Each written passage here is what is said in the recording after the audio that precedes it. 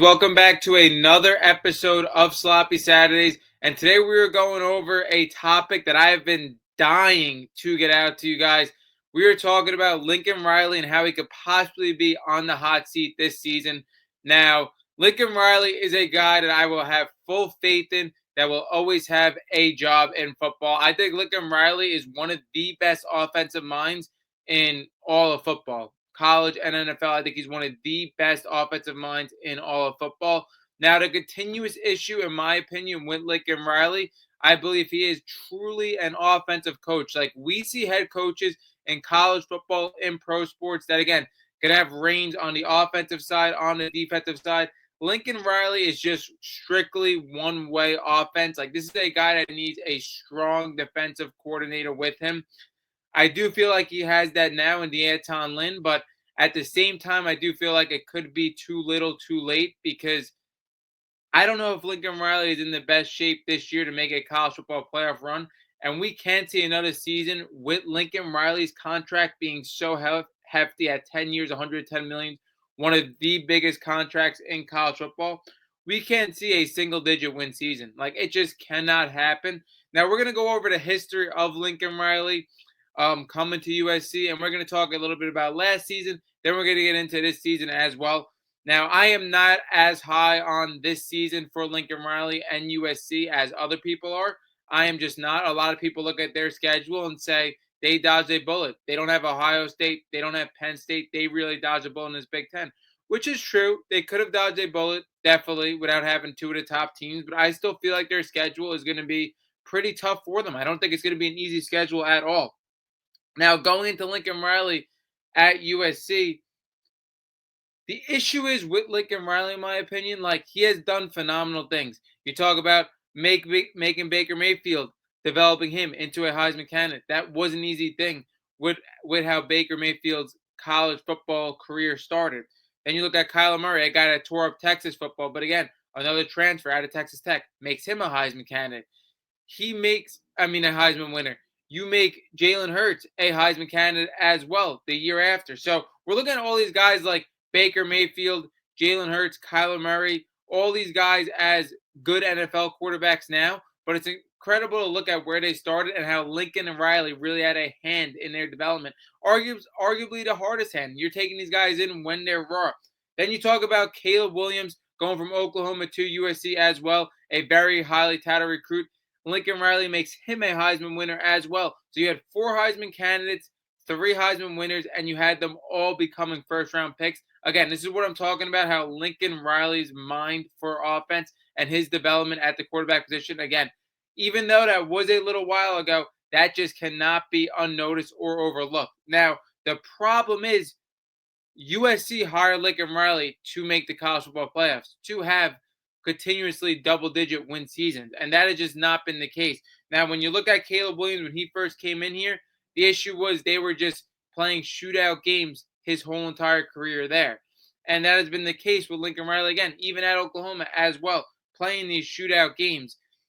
Now, their first season, he had a really good season, 11-3. We thought things were on the rise.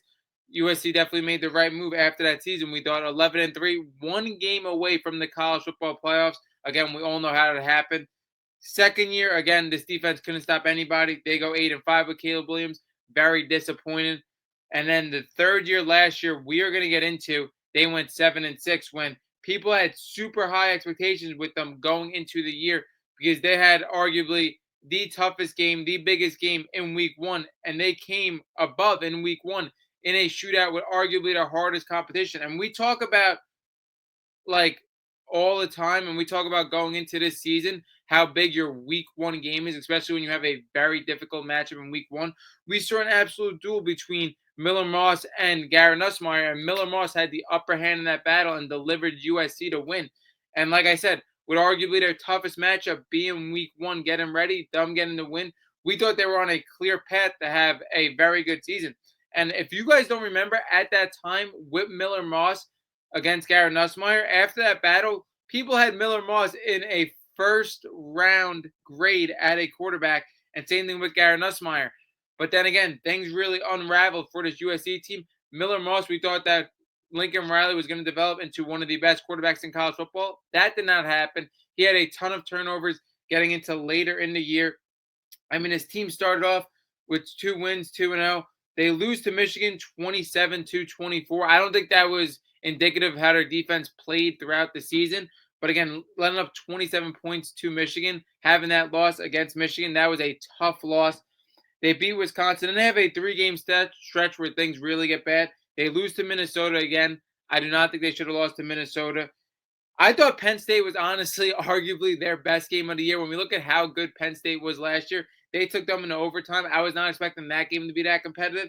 I thought that was a really good showing for them. And they lose 28-29 as well against Maryland. So you're talking about 2 games in that schedule that they should have won that they lost by a total of 4 points. When we talk about Maryland and Michigan, they beat Rutgers 42-20, blow the doors off them. They lose to Washington in another one-score game. I do not think they should have lost to Washington last year with the turnover Washington had. They beat Nebraska. They beat UCLA. They lose to Notre Dame, which, again, I expected them to lose that game. And then they beat Texas A&M 35-31, which I don't know how they did that.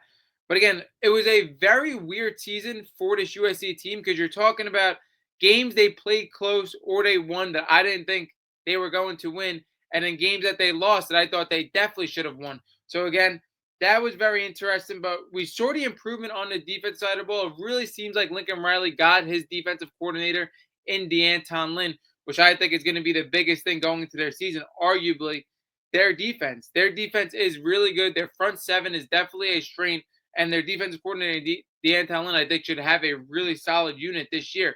Now, the issue is very on the flip side of things is their offense. Now, Lincoln Riley got his defensive coordinator that he needed. Like we said, Lincoln Riley is a guy that's always going to need a strong defensive coordinator because he's really just an offensive mind. He's the best, one of the best offensive minds in college football, arguably the best.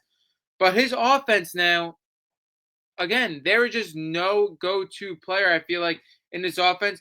When you look at the quarterback position, he has Jordan Maeva. I think it's very big that Jordan Maeva had his hand in a couple of starts going into late last season, and then he has a full off season to come in and beat a quarterback. I think that is huge for his development. He's a guy at 6'4", 220 that could really do it all. The problem is we saw him at UNLV. He didn't really have the season that we thought he was going to have. Now we have him with Lincoln Riley. It's going to be interesting to see. But this is a guy that doesn't really have much pedigree in college football for being a 4-star recruit. A guy at 6'4", 220, like I mentioned, has the size and he has everything to be successful, especially the offensive mind behind him. But is he going to put it all together? This isn't the most intriguing prospect Lincoln Riley has ever had. And again, this is why I'm saying this USC team and this USC offense, it might be too little too late. Then they have Wayman Jordan at the running back position. Again, guy from community college transfer. A lot of people are high on him. And they also have Eli Sanders as well. Eli Sanders is the guy that I really want to see at the running back position for USC.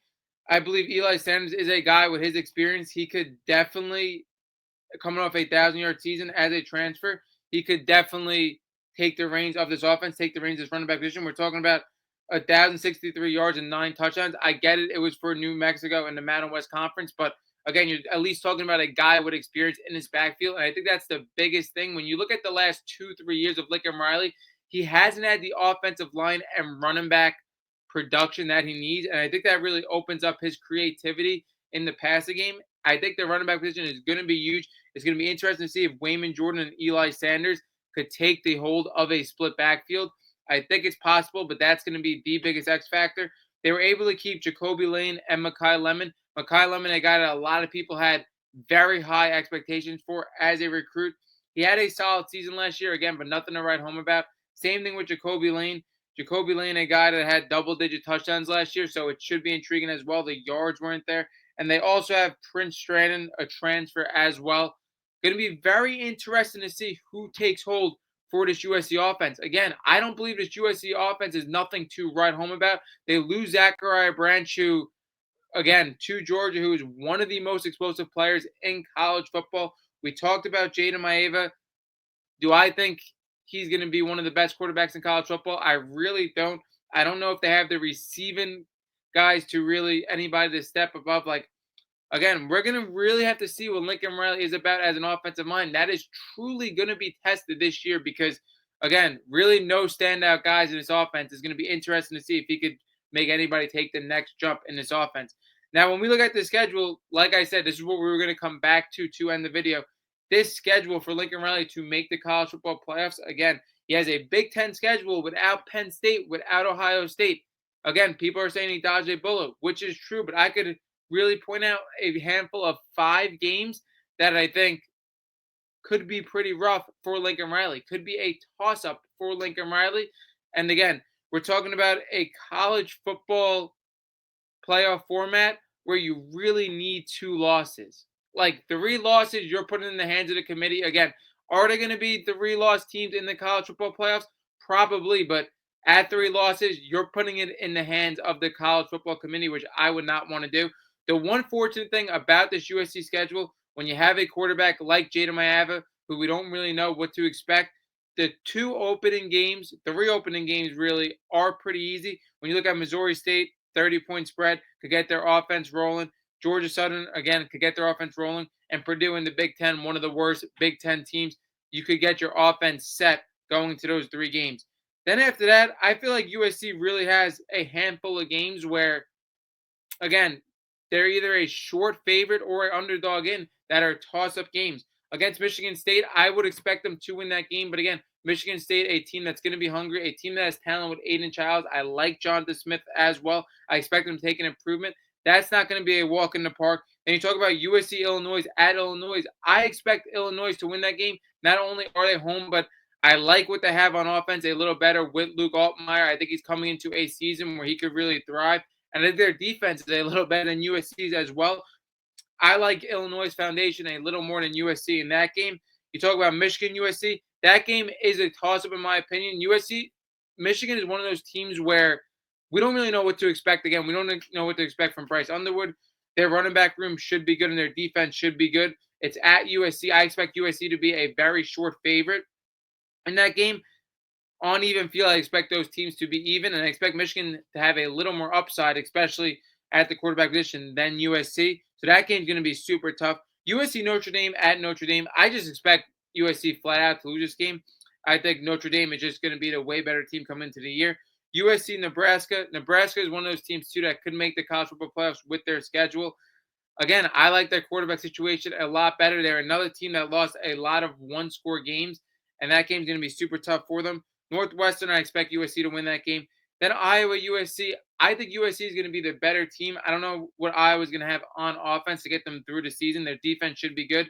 I think even USC with question marks on offense, I think they have a little bit better offense. So I do expect them to win that game, and they're at home. But again, it's going to be a very short line.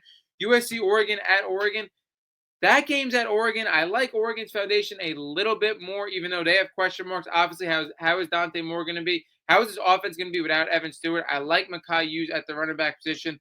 And again, it's going to be very interesting to see who steps up in that Oregon offense for sure.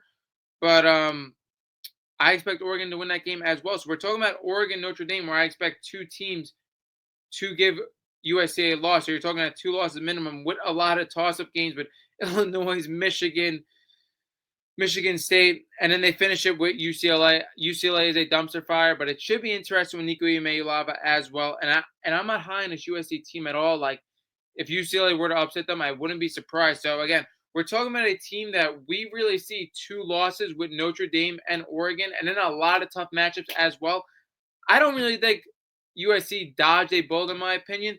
And for USC, Lincoln Riley on the hot seat. He got his coordinator in DeAnton Lynn, but like I said, with this roster and how it's shaping out with the schedule, it could be too little, too late. It's going to be very interesting to see if USC can surprise us. They do have talent in this offense, but again, no go-to guy and a lot of question marks.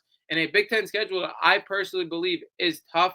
I don't see how they get out of the Big Ten season with less than 3 losses. Like, I don't see them losing 2 games and getting into the college football playoffs like other people do. I just don't, because I see Notre Dame and Oregon as 2 losses, and I see a lot of toss-up games where they're going to lose at least one of them.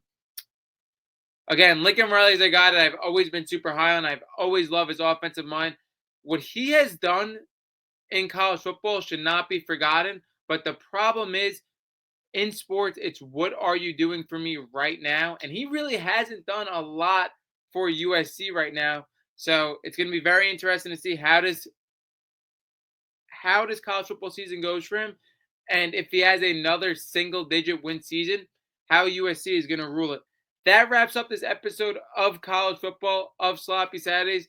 Drop down how you think this USC season is going to go for them, and Sloppy Saturdays is out.